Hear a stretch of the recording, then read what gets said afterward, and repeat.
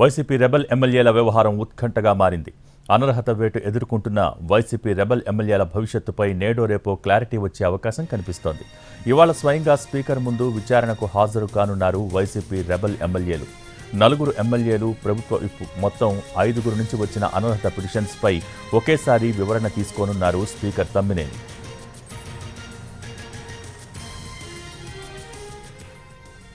ఇప్పటికే తమపై వచ్చిన అనర్హత పిటిషన్స్పై స్పీకర్కు లిఖితపూర్వకంగా వివరణ ఇచ్చారు ఉండవల్లి శ్రీదేవి, ఆనం రామనారాయణ రెడ్డి, మేకపాటి చంద్రశేఖర్ రెడ్డి. అయితే తనకు నోటీసులు అందలేదని చెప్పారు కోటంరెడ్డి శ్రీధర్ రెడ్డి. ఈ విషయాన్ని స్పీకర్ కార్యాలయానికి మెమో రూపంలో తెలియజేశారు.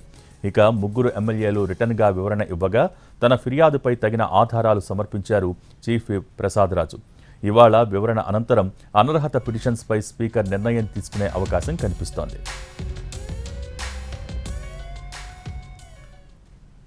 వైసీపీ రెబల్ ఎమ్మెల్యేలపై స్పీకర్ ఏ నిర్ణయం తీసుకుంటారు అనేది ఏపీ పొలిటికల్ సర్కిల్స్లో హాట్ టాపిక్గా మారింది. మరోవైపు ఇవాళే రాజ్యసభ నోటిఫికేషన్ విడుదల కానుంది. దీంతో అనర్హత పిటిషన్స్పై ఎమ్మెల్యేలు ఎలాంటి వివరణ ఇస్తారు, స్పీకర్ ఏం చెబుతారు అన్నది ఆసక్తి పెంచుతోంది.